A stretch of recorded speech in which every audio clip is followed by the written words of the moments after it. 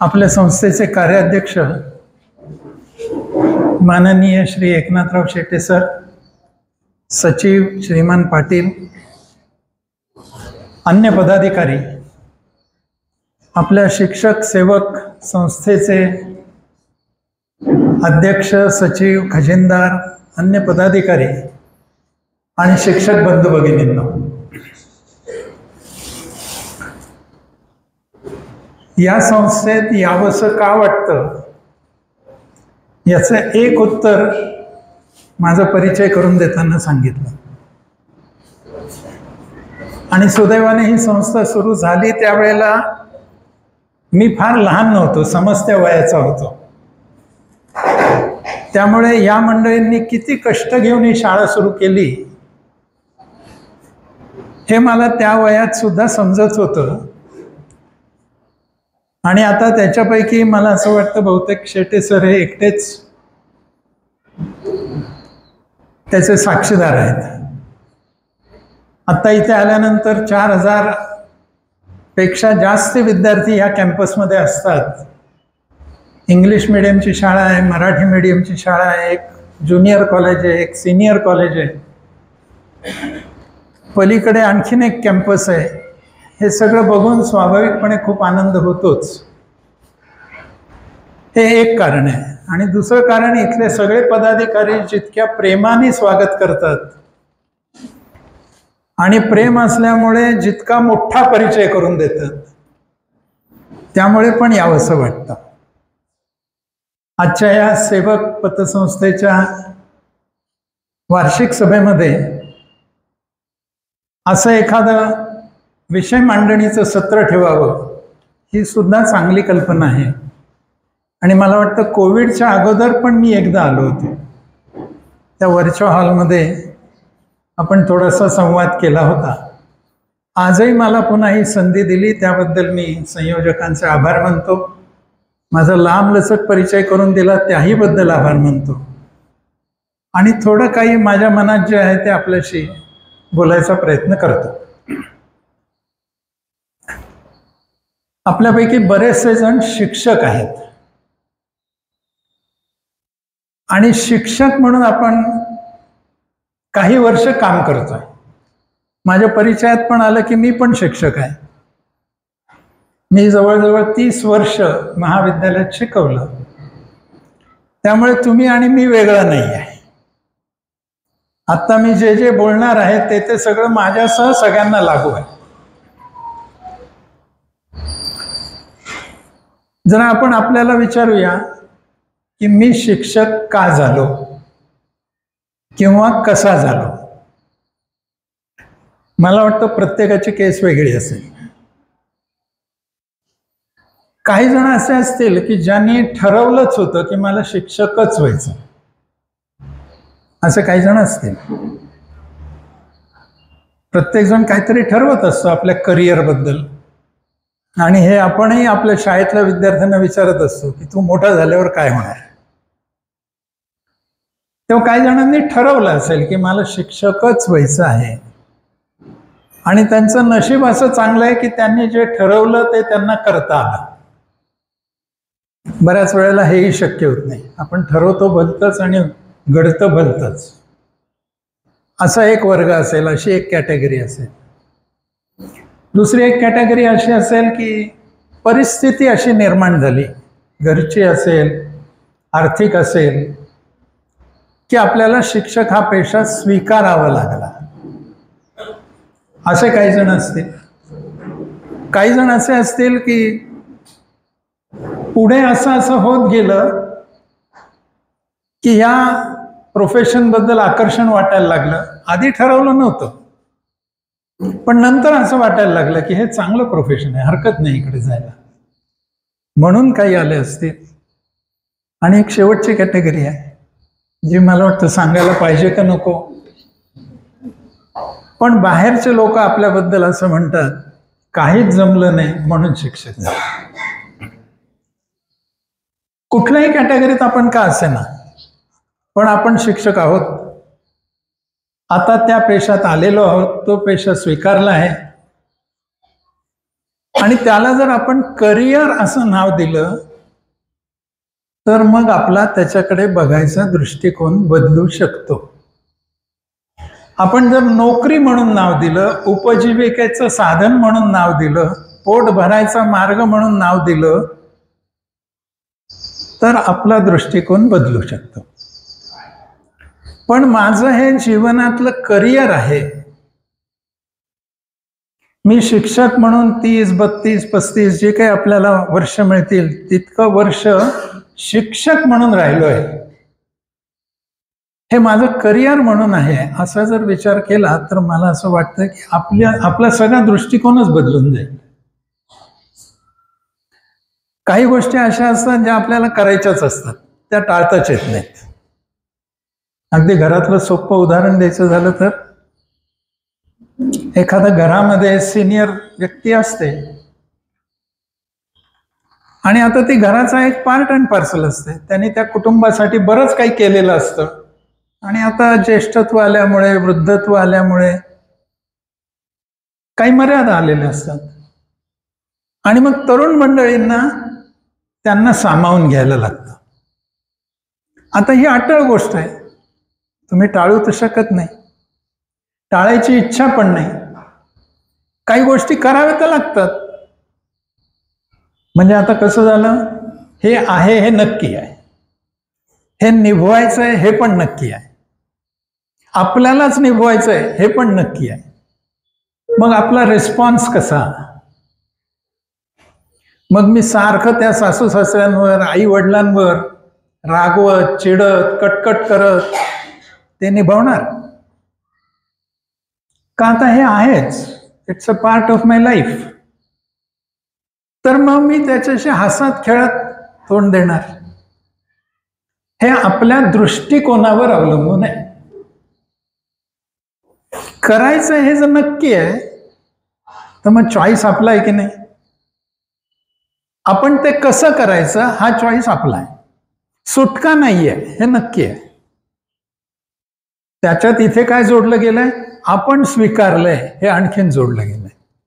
म्हणजे आपण स्वीकारलंय जे आपल्याला 30-35 वर्ष करायचंय ते हसत खेळत चांगल्या पद्धतीने करायचं का रडत रडत, कटकटी करत, आर्ग्युमेंट्स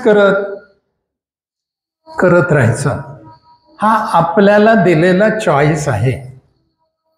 म्हणून मी काय म्हटलं, आपण ते करिअर म्हणून स्वीकारतो का केवळ एक नोकरी म्हणून स्वीकारतो? याच्यावर आपला हा सगळा प्रवास अवलंबून राहणार आहे.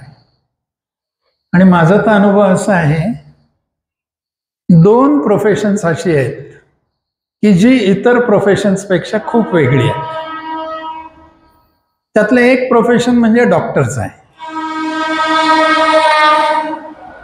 डॉक्टर हे प्रोफेशन असं आहे की ज्याला समाजामध्ये इतकी मान्यता आहे, इतकी स्वीकारार्हता आहे की लोक त्या डॉक्टरला देवच मानतात.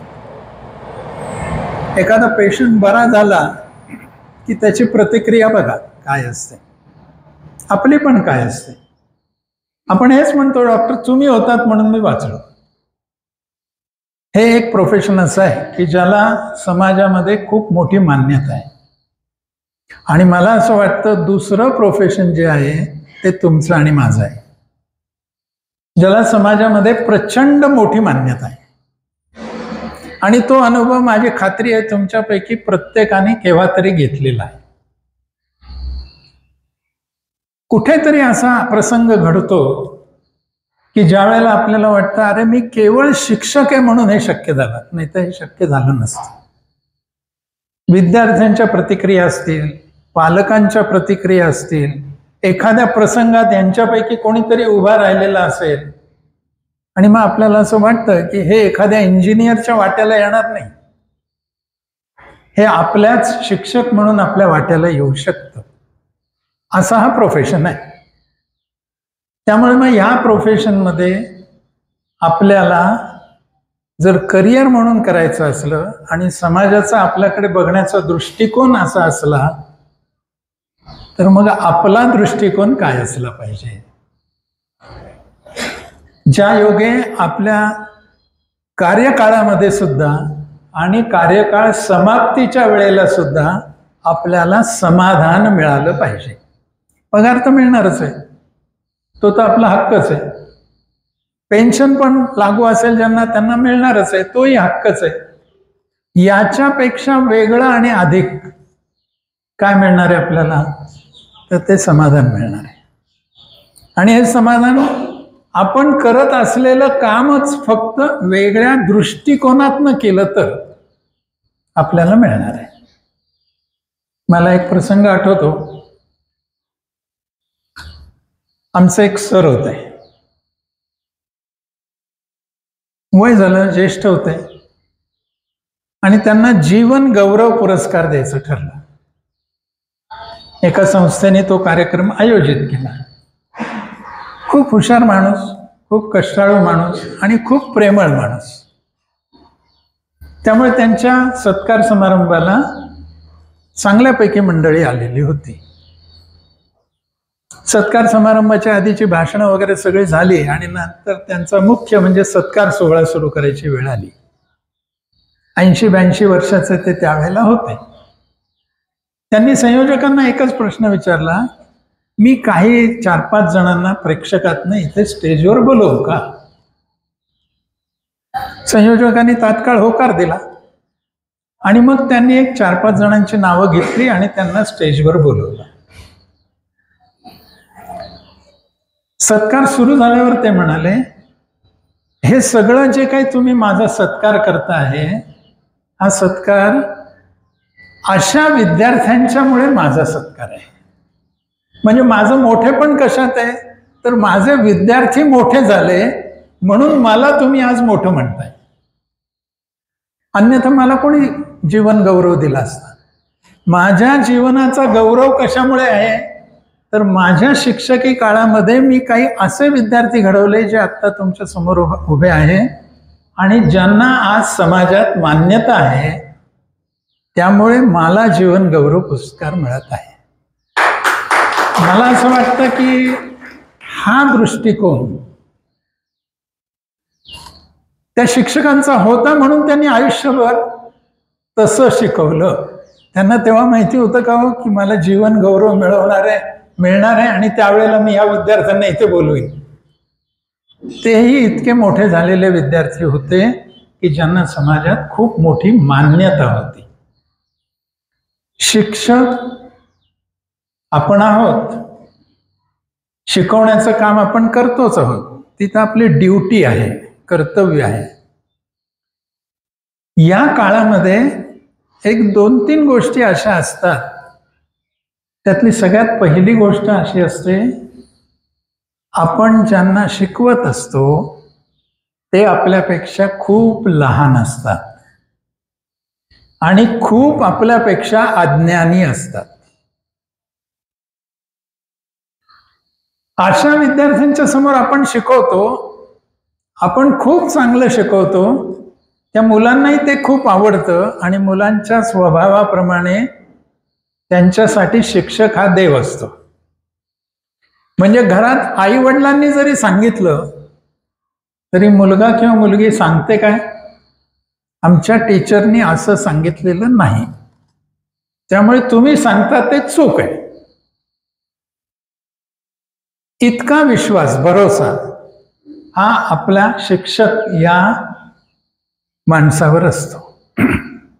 त्यामुळे आपल्यालाही असं वाटतं की मी खूप चांगला शिक्षक किंवा शिक्षिका आहे, कारण एवढी मुलं मला चांगलं म्हणतात, एवढ्या मुलांना मी शिकवतोय, ते आवडतंय, त्यामुळे मी फार हुशार आहे, मी फार चांगला आहे, मी फार चांगला शिकवणार आहे, असं वाटायला लागतं.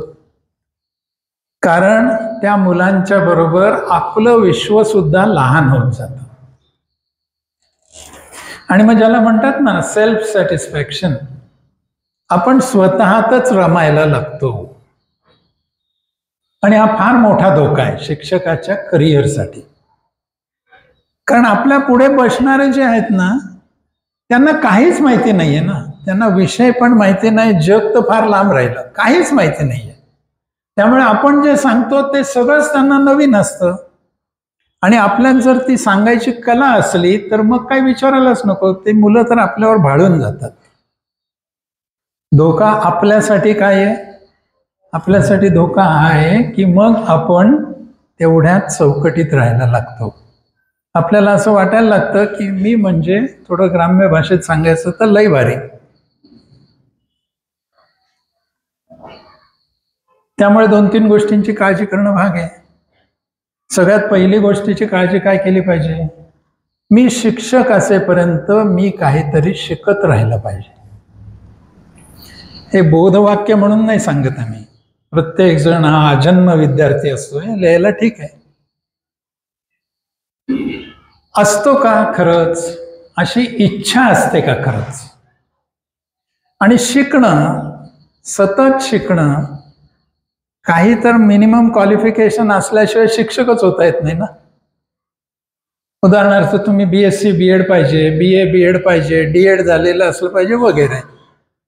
पण हे शिक्षण एकदा झालं, नोकरी मिळाली, परमनंट झालं, एकदा ग्रँटेबलवर गेलं म्हणजे मग पुढे काय? बस आता काय करायचं? तर झालं. शिकायचं कशाला? हे करण्यासाठी. अशा जर विचारात आपण राहिलो, अशा दृष्टिकोनातून आपण शिक्षक म्हणून बघायला लागलो तर आपला विकास खुंटतो. दुसरं कोणाचं काही नुकसान होत नाही. नुकसान कोणाचं होतं? आपलं नुकसान होतं. त्यामुळे शिकत राहिलं पाहिजे. आणि शिकणं याचं दृश्य स्वरूप म्हणजे काहीतरी पदविका किंवा पदवी मिळणं, हे दृश्य स्वरूप आहे. ते आपल्याहीसाठी एक टेस्ट आहे. खरोखर आपण शिकतो का? मग पुढे म्हणतात ना, थोडं कमी वय असताना शिकता येतं, हो, मोठं वय झालं की काही जमत नाही. ते श्रीकांत जिचकर होते आपल्या महाराष्ट्राचे एक मंत्री. किती डिग्र्या होत्या? डिग्र्या मिळवण्यासाठी शिकायचं नाही, शिकण्यासाठी डिग्री, हे ठीक आहे. म्हणजे जसं आपण म्हणतो ना, जगण्यासाठी खाणं आहे, खाण्यासाठी जगायचं नाहीये. तसं शिकत राहिलं पाहिजे. आणि हे शिकणं अनेक प्रकारे असू शकतं. पहिली आपली मनस्थिती ही झाली पाहिजे की मला शिकत राहायचं आहे. अगदी सोपी आपण करायची गोष्ट आपल्या स्वतःच्या फायद्यासाठी, आपल्या स्वतःच्या विकासासाठी, मोठा शब्द वापरायचा तर.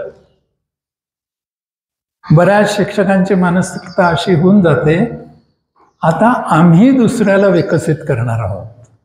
ही छोटी छोटी मुलं आहेत, त्यांचा विकास आम्हाला करायचा आहे. करायचा आहे, नक्की करायचा आहे, कारण आपण त्यांच्यापेक्षा जास्ती विकसित झालेलो आहोतच. पण आपल्याही विकासाला अजून खूप मोठ्या संधी आहेत. त्यामुळे पहिली गोष्ट म्हणजे शिकत राहणे. दुसरी एक गोष्ट मला वाटतं करता येऊ शकते, आणि ती म्हणजे आपला विद्यार्थी, आपलं सिलेबस, आपलं पुस्तक याच्या बाहेर शिकवणं. विचारा स्वतःला, असं काही आपण केलंय का आत्तापर्यंत? केलं नसलं तर का केलं नाही? आणि केलं असलं तर पुरेसं केलंय का? मी माझ्या सिलेबस मधला धडा फार छान शिकवू शकतो किंवा शिकते, पण त्या व्यतिरिक्त काही शिकवायचं असलं तर मला जमतं का? किंवा मी ते अंगावर ओढून घेतो का? शक्यतो आपली मनस्थिती असते, असं काही माझ्याकडे येऊच नाही, कारण मला त्याच्यासाठी तयारी करावी लागेल ना. हा विषय माझा नाही तरी मला शिकवायचा आहे, म्हणजे आज तयारी करणं आलं आणि एवढी कामं आहेत माझ्या मागे लागलेली, मला कुठे वेळ मिळणार आहे ते करायला? आणि कशासाठी करायचं? माझा विषय मी शिकवीन. आपल्याला स्वतःचं असेसमेंट जर करायचं असलं, कारण ते असेसमेंटच नाही केलं ना, तर बघा 3 शब्द आहेत इंग्रजीमध्ये. एक आहे अवेअरनेस, दुसरा आहे ऍक्सेप्टन्स, आणि तिसरा आहे ऍक्शन. एखाद्या गोष्टीबद्दल सजग होणं, माहिती करून घेणं, समजून घेणं, अवेअरनेस. दुसरा मी सांगितलं ॲक्सेप्टन्स. त्या जागृतीतनं जे काही आलं त्याचा स्वीकार करणं, आणि एकदा स्वीकार केला की मग त्याप्रमाणे कृती करणं. अशा 3 टप्प्यातनं आपल्या सगळ्या गोष्टी होतात. मग आधी अवेअरनेस आला पाहिजे ना. मग मी खूप छान शिक्षक आहे या आपल्या भ्रमातनं बाहेर पडायला पहिल्यांदा अवेअरनेस आला पाहिजे. मी माझा विषय छान शिकवतो, याच्यात वादच नाही. त्याची मी तयारी पण छान करतो, वादच नाही. पण तेवढंच पुरेसं आहे का? याच्या व्यतिरिक्त मला काही करायचं आहे. पुन्हा मी एक वाक्य रिपीट करतो, कदाचित ते 5-10 वेळा रिपीट होईल माझ्या बोलण्यात. हे सगळं माझ्या स्वतःसाठी करायचं आहे. संस्थेला फायदा होईल की नाही, मुलांना फायदा होईल की नाही, फायदा नक्की होणार आहे. पण त्याला मी म्हणतो तो बाय प्रोडक्ट आहे. मेन प्रोडक्ट काय आहे? माझा विकास. मी शिक्षक म्हणून माझा विकास, शिक्षक या पेशावरची माझी निष्ठा. म्हणून मला स्वतःला विकसित व्हायचं आहे. माझ्या विषयाव्यतिरिक्त, माझ्या वर्गाव्यतिरिक्त, माझ्या विद्यार्थ्यांव्यतिरिक्त मी शिकवायची काही सुरुवात करतो का? संधी खूप आहेत, असं अजिबात नाही आहे की संधी नाही आहे. खूप संधी आहे. आपल्या शाळेत आहेत, आपल्या संस्थेत आहेत, आपल्या आजूबाजूला आहेत. असं जर कोणी म्हणायला लागलं तर त्याचं सगळीकडे स्वागत आहे की मी हे शिकवायला येऊ का, शिकवू का, करू का.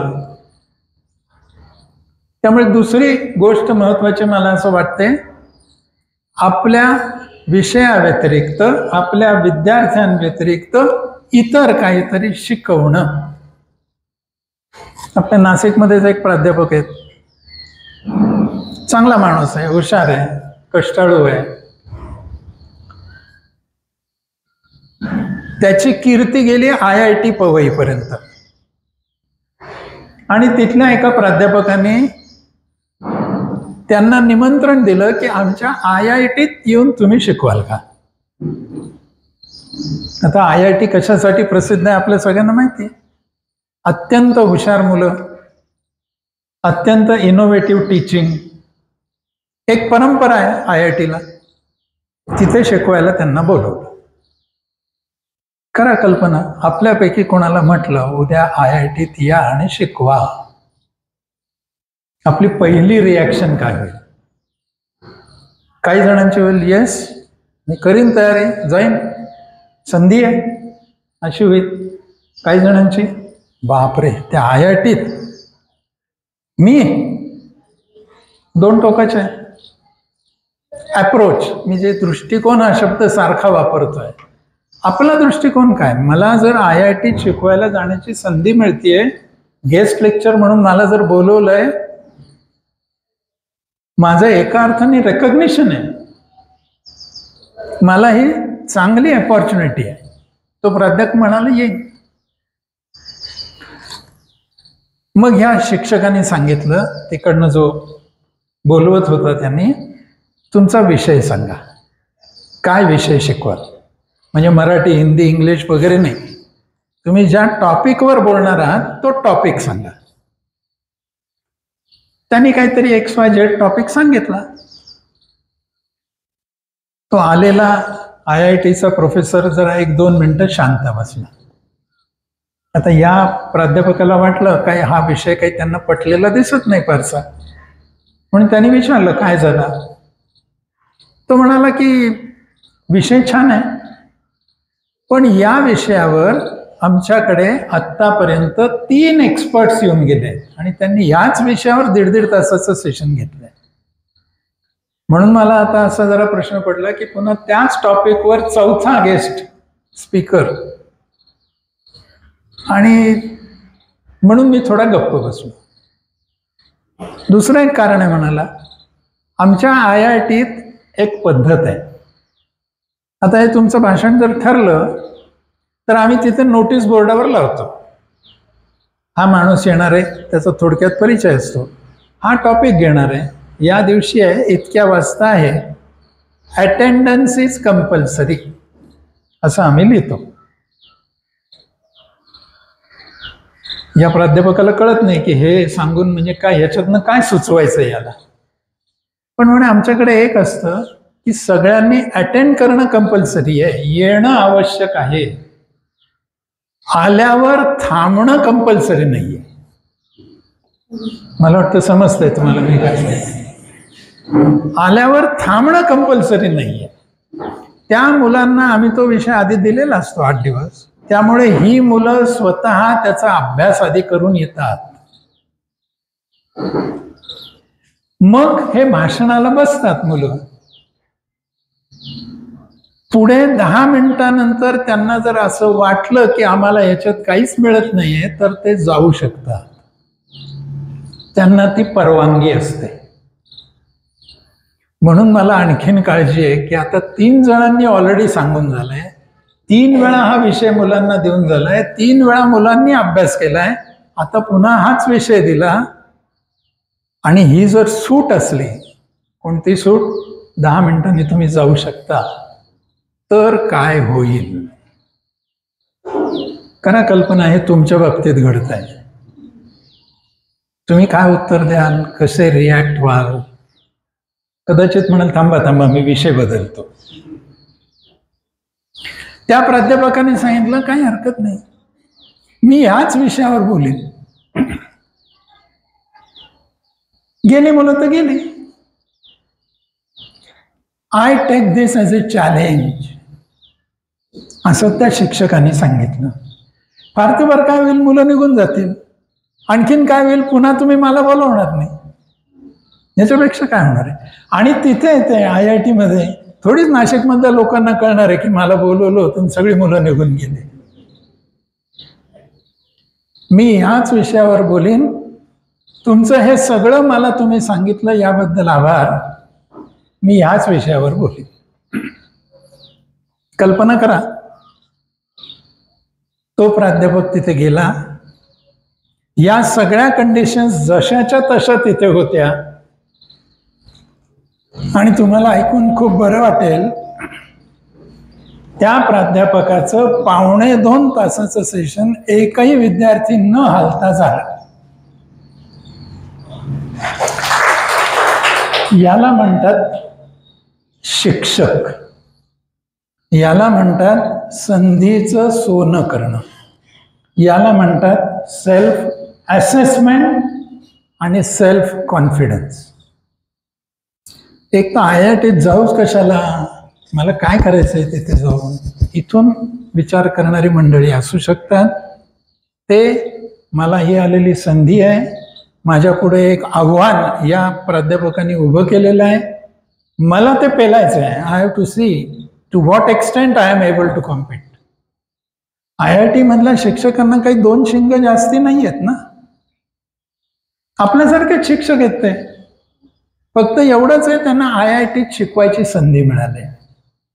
आणि दुसरं एक आहे की अशी हुशार मुलं मिळाली आहेत की शिक्षक कधीच सेल्फ सॅटिस्फाईड राहू शकत नाही.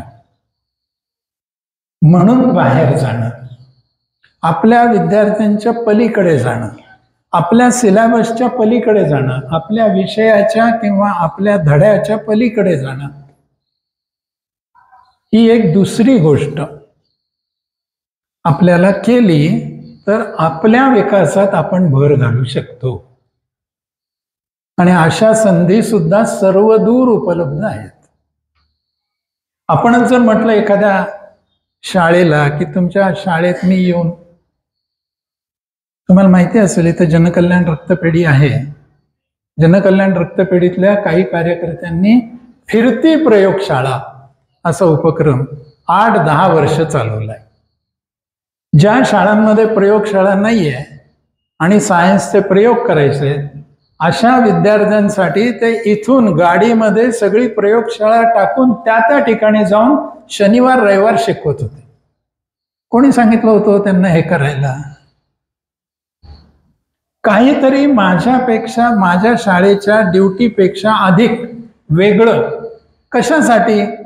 सकाळी लवकर उठा, घरचं आवरा, गाडीत बसा, 70-80 किलोमीटर वन वे प्रवास करा, तिथे मुलांना शिकवा, रात्री उशिरा परत या, दुसऱ्या दिवशी शाळेत जा. कशासाठी? तुम्ही जितक्या अधिक लोकांच्या संपर्कात याल, जितक्या अधिक लोकांच्या बरोबर इंटरॅक्शन कराल, तितकं स्वतःचं व्यक्तिमत्व विकसित होत जातं. कष्ट केल्याशिवाय तर काहीच मिळणार नाहीये, फुकट तर काहीच मिळत नाही ना. दुसरा मुद्दा. तिसरा एक मुद्दा मला असं वाटतं करायला पाहिजे, आणि तो म्हणजे आपण व्यक्त व्हायला सुरुवात झाली पाहिजे. मग ते लिखित स्वरूपात असो, बोलण्याच्या स्वरूपात असो. आपण बोलतो ते काय, फक्त शाळेतल्या शिकवण्यापुरतं. त्या व्यतिरिक्त अनेक गोष्टी समाजात घडत असतात. मग ते आपल्या शिक्षणाशी संबंधित असोत किंवा नसोत, घडत असतात. मी तुम्हाला एक किस्सा सांगतो. 11वी-12वी जे ज्युनियर कॉलेज आहे, त्याचा एक बोर्ड आहे, हायर सेकंडरी बोर्ड.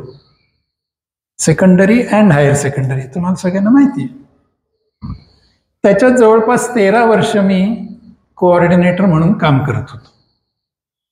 आणि त्या 13 वर्षाच्या कालखंडात 2 वेळेला माझ्या विषयाची पुस्तकं, अकाउंटन्सी, बुक किपिंग आणि अकाउंटन्सी, पुस्तकं तयार करायची संधी आम्हाला मिळाली 2 वेळा. आता ते पुस्तक तयार करताना सगळा महाराष्ट्र आहे बोर्ड म्हटल्यानंतर,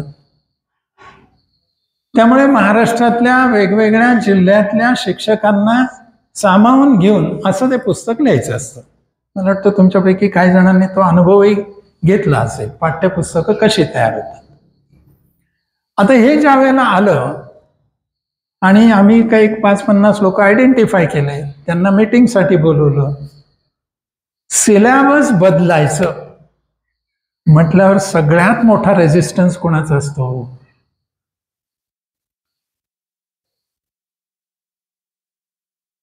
सगळ्यात मोठा रेजिस्टन्स, माझा अनुभव असा आहे, शिक्षकांचा असतो. वाईट वाटून घेऊ नका, वस्तुस्थिती सांगतोय मी. का नाही, आता परत ते कोण सगळं तयार करेल? भाषांचं एक वेळ बाजूला ठेवा, बाकीचे जे विषय आहेत ना, त्या प्रत्येक विषयाची तयारी स्वतंत्रपणे करावीच लागते. भाषांना करावी लागत नाही असं नाही. आणि म्हणून आमच्या त्या 50-60 जणांच्या जे काही निवडक चांगले शिक्षक म्हणून आम्ही बोलवले होते, एकमुखाने विरोध झाला, एकही टॉपिक बदलायचं नाही. पुस्तक आपण नवीन करू, पण टॉपिक्स तेच राहते. करा कल्पना आता.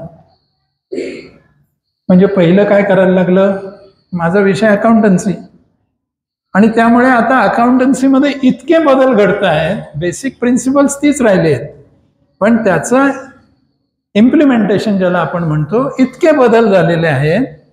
तर तुम्हाला काही टॉपिक्स तर बदलावेच लागणार आहेत, काही नवीन टॉपिक्स आणावेच लागणार आहेत. पहिलं काम काय करायला लागलं? पहिलं काम त्या 50-60 जणांची ही मानसिकता आणायला लागली की हो, बदल आवश्यक आहे.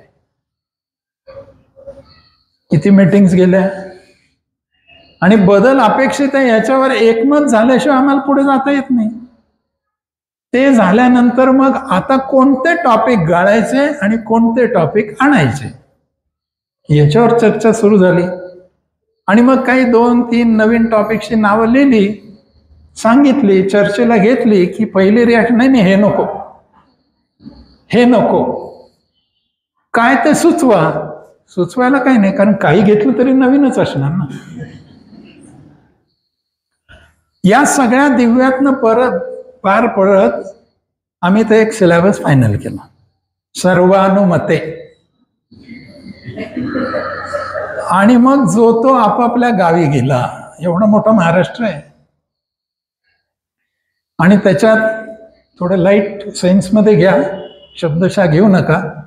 मुंबई पुण्यातल्या लोकांना तर फारच वाटतं आपण फारच हुशार.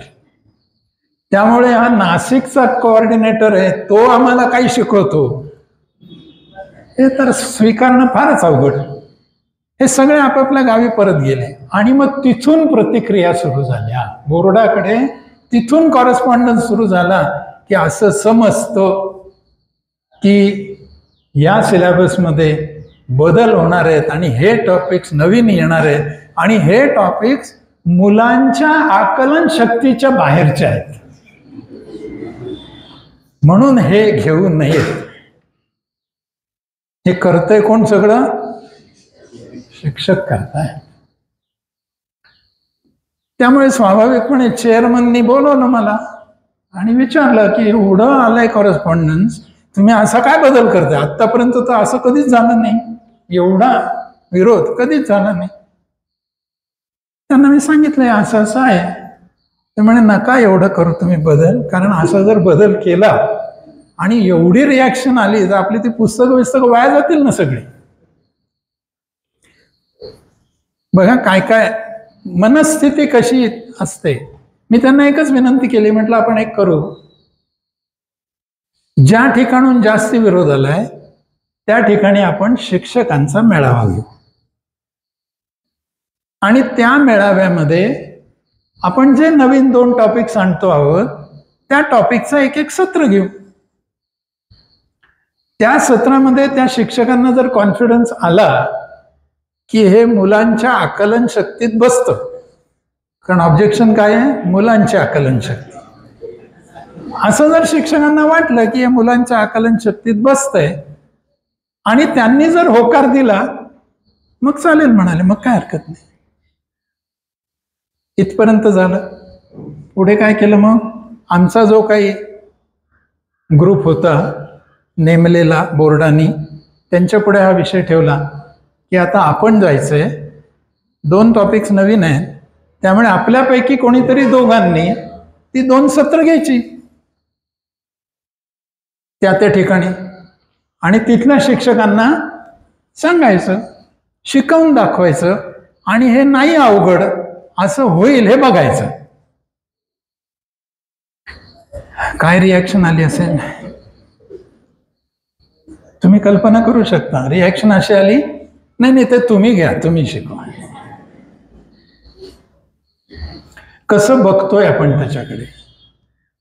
आता करायला तर आवश्यक आहे असं वाटत होतं.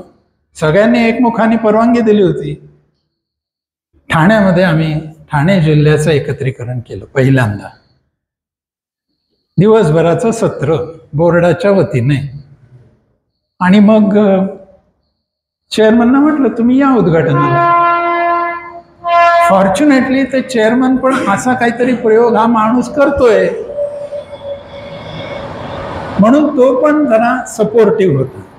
तो म्हणाला मी नक्की येईन. बाई होत्या त्या, मॅडम होत्या, मी नक्की येईन. आणि त्याप्रमाणे त्या तिथे उद्घाटनाला आल्या. पहिलं सत्र झालं आणि बिलीव्ह मी, एकमुखाने आलेल्या सगळ्या शिक्षकांनी, 300-350 शिक्षक ठाणे जिल्ह्यातले होते, एकमुखाने सांगितलं की याच्यात अवघड असं काहीच नाही. बदल कशात झाला? फक्त टॉपिकमध्ये. तो टॉपिक तर जुनाच आहे, नवीन काय त्याच्यामध्ये? फक्त तो दुसऱ्या कुठल्या तरी वर्गाला होता, तो आता 11वी-12वीला आला होता, बाकी काहीच नव्हतं.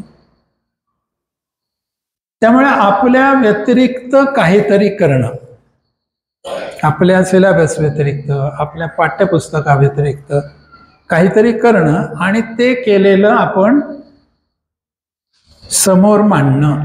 तिसरा टप्पा जो आहे तो म्हणजे एकतर लिखित स्वरूपात मांडा किंवा आत्ता मी जसा तुमच्या समोर उभं राहून बोलतोय असं बोला, किंवा आता तर इतकी साधनं उपलब्ध आहेत, कारण काही जण असं लगेच म्हणतील आम्ही खूप लिहू हो, पण ते छापणार कोण आहे?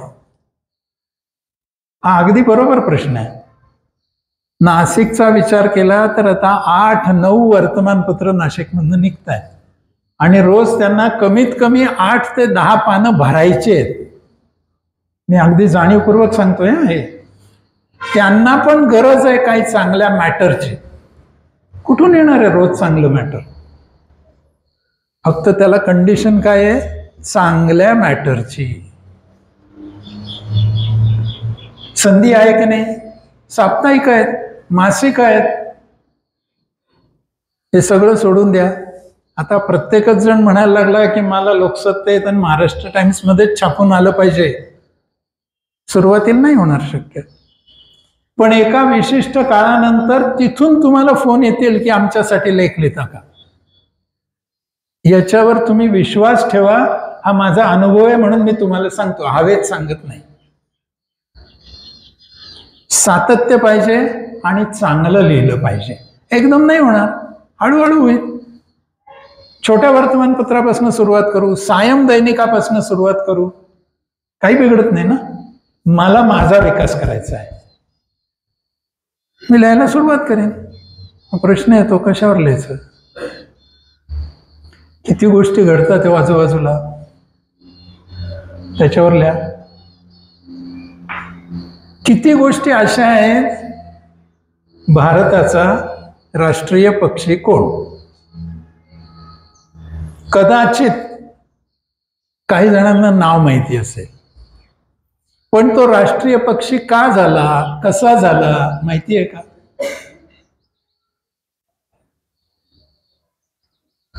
अनेक टॉपिक्स आपल्याला समोर मिळतील, अनेक. केवळ नाशिक जिल्ह्यातील पर्यटन स्थळ झालं का एक टॉपिक तयार. एक एक लेख लिहिता येईल का. मग मी इंग्रजीचा असो नाही तर मी सायन्सचा असो, कशाचाही असेल. नाशिक जिल्ह्यातील धरणं आपल्यापैकी किती जणांना माहिती आहेत, किती धरणं आहेत, प्रत्येक धरणाची क्षमता कशी आहे, ते धरण केव्हा आणि कसं बांधलं गेलं. गंगापूर धरण आहे मातीचं धरण आहे, किती जणांना माहिती आहे. आपण एक सिरीज केली आणि फक्त नाशिक जिल्ह्यातली धरणं केलं. देशातल्या गुप्त झालेल्या नद्या किती जणांना माहिती आहे. नेट उपलब्ध आहे आता, गुगलवर जा, सर्च करा, माहिती गोळा करा, जरा नीट लिहून काढा, लॉजिकल मांडणी करा, त्याचं विश्लेषण करा आणि काही निष्कर्ष काढा, झाला लेख तयार. अवघड काय. निबंध कसा लिहावा हे आपण मुलांना शिकवतो ना, मग लेख कसा लिहावा हे आपण आपल्याला नाही शिकवू शकत का. घडतायत, किती गोष्टी घडतायत. अशा सगळ्यांचा विचार करून, म्हणजेच काय झालं, आपल्या सिलेबसच्या बाहेर पडलो का आपण, आपल्या पाठ्यपुस्तकाच्या बाहेर पडलो का आपण, आपल्या विद्यार्थ्यांव्यतिरिक्त वेगळा वाचक वर्ग आपण डोळ्यासमोर ठेवून काम करायला सुरुवात केली का. लिहिलं पाहिजे. आणि लिहिताना तुम्ही आणि मी जास्ती सजग होतो. बोलताना तरी बोलून जातो, पण लिहायचं म्हटलं की करा विचार. तुमचा पण जरा हात थरथरतो ना. सांगणं सोपं आहे, असा असा अर्ज लिहून टाक, पण जर कोणी म्हणाल जरा लिहून द्या ना मला, मग काय सांगतो. लिहायचं म्हणजे पूर्ण डोक्यात तो विषय पक्का लागतो. विषयाची जाण लागते, त्याच्यासाठी योग्य भाषा लागते, त्याची योग्य मांडणी करायला लागते. हे सगळं सिक्वेन्सिंग ज्याला म्हणतात, हे केलं तर लिखाण होतं. आणि हे सगळं आपल्याला माहिती असल्यामुळेच आपण घाबरतो. सवय केली पाहिजे. काहीच नाही ना, व्हॉट्सअप आहे ना, लिहा की. एखादी घटना घडली लिहून काढा त्याच्यावर. पंतप्रधान नरेंद्र मोदी युक्रेनलाही भेटलेत आणि रशियालाही भेटलेत. दोघं एकमेकांशी युद्ध करतायत, पण हा माणूस दोघांना भेटतो आणि दोघांचं स्वागत होतंय. का झालं असेल. युक्रेन रशिया वॉर 2.5 वर्ष झाली घडतंय. का घडतंय. एवढी ताकद नाही आहे रशियाला की तो युक्रेनला टाचेखाली घेऊन टाकेल. अमेरिका मदत करत असून, अमेरिका दबाव टाकत असून सुद्धा इस्रायलने अजून सोडलं नाहीये. विषय हा लिहिण्यासारखा. 100 विषय सापडतील. लिहिलं पाहिजे. कुठेही लिहा. फेसबुक आहे, लिहा फेसबुकवर. फार काही नाही, एक तुमचं स्वतःचं युट्यूब चॅनल सुरू करा. येईल का करता. काही लागत नाही, 1 रुपया खर्च होत नाही. हे मी पुन्हा माझ्या अनुभवावरून सांगतोय. 200 व्हिडिओज मी आतापर्यंत अपलोड केलेत माझ्या युट्यूब चॅनलला. माझ्याच नावाने युट्यूब चॅनल आहे, विनायक गोविलकर. जाऊन बघा, किती विविध विषय आहेत. माझं वाचन झालं पाहिजे, त्या गोष्टीकडे बघण्याचा माझा दृष्टिकोन डेव्हलप झाला पाहिजे. त्या गोष्टीमुळे काय कन्क्ल्युजन निर्णय काढला पाहिजे हे मला समजलं पाहिजे. ही जर एकदा आस निर्माण झाली तर मग हे सगळं शक्य आहे. माझ्या यूट्यूब चॅनलला मी माझ्या घरी माझ्या मोबाईलवर रेकॉर्डिंग करतो आणि मी माझ्या घरातून अपलोड करतो. 1 रुपया खर्च करत नाही. कशाला कोण छापेल की नाही विचार करायचा. एकदा तुमचा एक्झिस्टन्स दिसायला लागला ना की 10 लोक तुमच्या मागे लागणार आहेत. तिसरी गोष्ट, आपण व्यक्त व्हायला सुरुवात झाली पाहिजे ठरवून. पहिली गोष्ट, शिक्षण सतत चालू ठेवलं पाहिजे. दुसरी गोष्ट, मला जे शिकवायचं आहे ते माझ्या विद्यार्थ्यांच्या व्यतिरिक्त, माझ्या सिलेबसच्या व्यतिरिक्त मी शिकवायला सुरुवात केली पाहिजे. त्याच्याने माझा कॉन्फिडन्स वाढेल. तिसरी गोष्ट, मी व्यक्त व्हायला सुरुवात केली पाहिजे. ते लिखित असो, इलेक्ट्रॉनिक माध्यमातून असो, कशात नाही असो. एक आणखीन गोष्ट मला असं वाटते आपण करू शकतो, आणि ती गोष्ट म्हणजे मी काहीतरी सामाजिक दायित्व स्वीकारलं पाहिजे.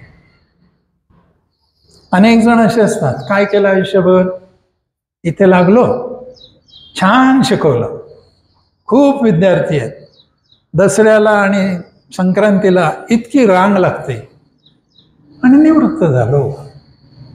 अरे, इतकी रांग लागणारे विद्यार्थी तुझ्याकडे आहेत म्हणजे तुझ्याकडे काहीतरी गुण आहे. या मुलांना कुठेतरी चांगल्या कामाला लावशील की नाही लावशील? तुझ्या एका शब्दाने ती मुलं कामाला लागणार आहेत. तू काम करतोयस म्हणून ही 100 मुलं त्या कामात येऊ शकतात. त्यांनाही असं काही करावं असं वाटू शकतं. पण मीच काही केलं नाही तर त्या मुलांनाही आदर्श काय मिळणार आहे? बस आपली जी नोकरी आहे ती करावी, सुखात राहावं. पण आपण काही करायला लागलो तर त्याच्याने आपला विकास तर आहेच आहे. कारण तुम्हाला you have to face the realities of life. इथे एक प्रोटेक्टेड वातावरण आहे. शाळा आहे, संस्था आहे, संस्था चालक आहे. माझं काम काय? यायचं, शिकवायचं, जायचं. बाकी व्यवहार म्हणून माझा विकास काय? आणि व्यवहार जर आपल्याला येत नसेल तर आपण जे शिकवतो ती केवळ पोपटपंची आहे. ती आवश्यक आहे, ती चांगली आहे, ती करायलाच पाहिजे, पण ती अपूर्ण आहे. आपल्याला व्यावहारिक ज्ञान हे झालंच पाहिजे आणि आपलं व्यावहारिक कॉन्ट्रीब्युशन हे असलंच पाहिजे. इतकी गरज आहे समाजामध्ये असं कोणीतरी काहीतरी काम करण्याची. आपल्याला आजूबाजूला दिसतं, करायला पाहिजे का नको? सगळ्या वयोगटातल्या सगळ्यांना करता येईल असं नाही. प्रत्येकाला काही कौटुंबिक जबाबदाऱ्या आहेत, काही वैयक्तिक जबाबदाऱ्या आहेत. पण आयुष्यात केव्हा तरी मला हे करायचंय अशी मनस्थिती आली पाहिजे की नाही? आज नाही जमणार, माझी मुलं लहान आहेत. पण मुलं एकदा 10वी झाली, 12वी झाली, आपापल्या ठिकाणी निघून गेली, मग मला काय आहे? पण हे जर आधीपासनं मनात असेल तर त्यावेळेला होईल. आधीपासनं मनात नसेलच तर त्यावेळेला हे सुचणारच नाही आणि मग आपण त्या दृष्टीने बघणार पण नाही. आपल्या इथे इंडिया सिक्युरिटी प्रेस आहे. मी जेव्हा नवीन प्रॅक्टिस सुरू केली, 80-81ला मी प्रॅक्टिस सुरू केली, त्यावेळेला मुंबईला सतत जायला लागायचं. आणि मुंबईला जाणं आत्ता एवढं सोपं नव्हतं, म्हणजे ती ट्रेन बुक करा वगैरे असं जायला लागायचं. पंचवटी बुक करायची आणि मग पंचवटीतनं जायचं सकाळी. एकदा माझ्या शेजारी या ISPचे जनरल मॅनेजर होते.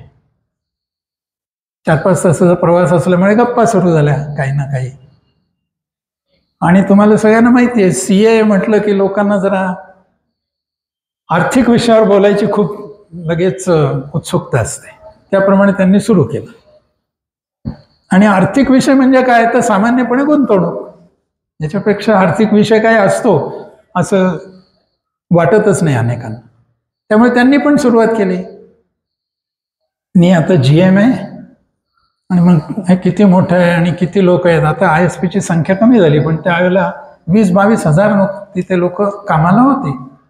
आणि मग मी कसं चांगलं चालवतो वगैरे सगळं झालं आणि मग स्वतःच्या वैयक्तिक गुंतवणुकीवर आले आणि मग मी अशी गुंतवणूक छान केले आणि माझं रिटायर्ड लाईफ एकदम सुखाचं जाणार आहे. कारण का, मला दर महिन्याला इतकं मिळणार आहे, अशी मी रचना लावल्या वगैरे. त्यांनी फार छान मला समजवून सांगितलं आणि खरोखर it was very nicely planned. मी म्हटलं छान आहे, तुम्ही एवढा विचार केला, टेक्निकल माणूस असून वगैरे वगैरे. आमची भेट संपली. 2-4 वर्षानंतर मी पुन्हा जात असताना सुदैवाने ते माझ्या शेजारी परत, आम्ही एका शेजारी एक आलो.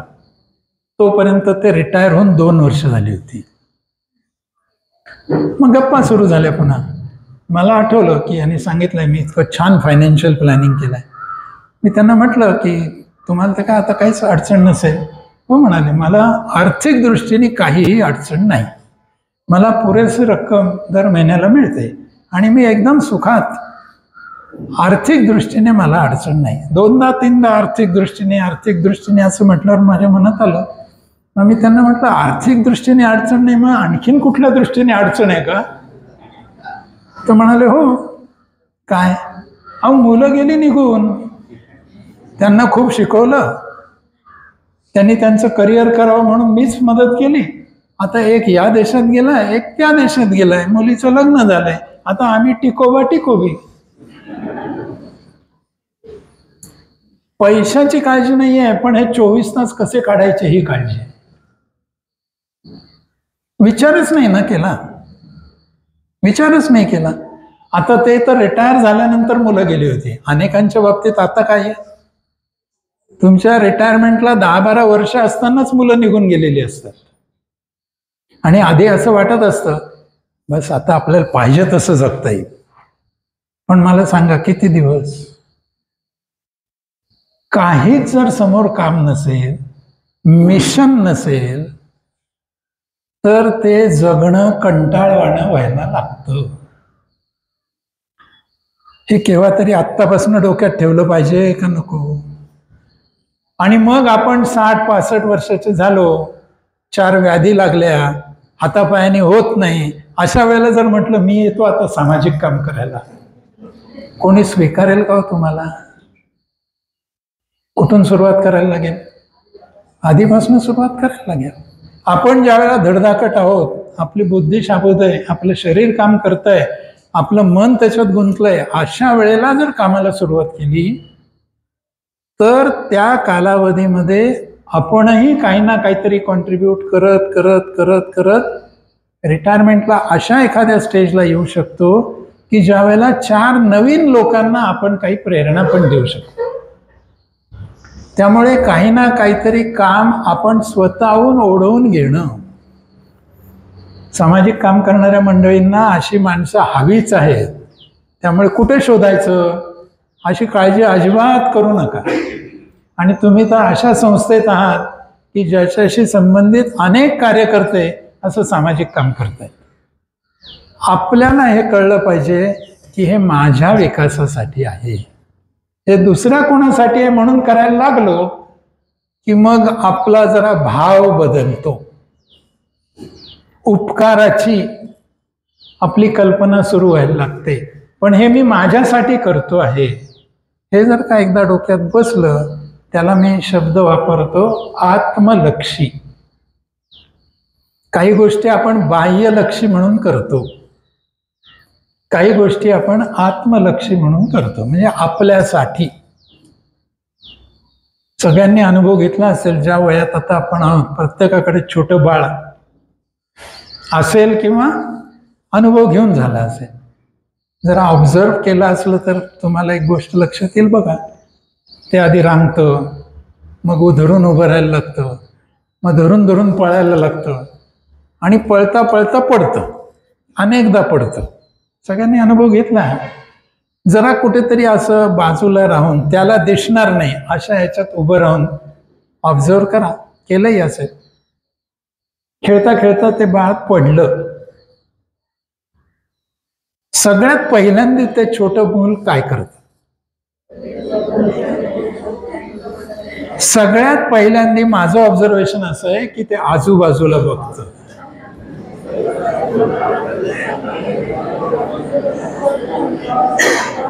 मी पडलोय हे कोणी बघितलंय का?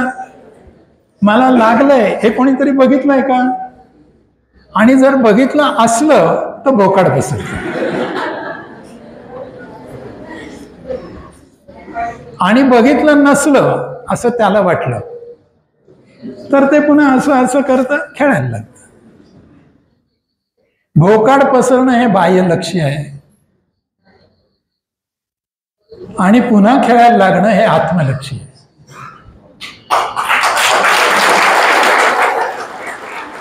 आता आपल्याला शिक्षक म्हणून जे काम करायचंय ते बाह्य लक्ष्य करायचंय की आत्मलक्ष्य करायचंय हे सगळं तुम्ही ठरवा. थांबतो.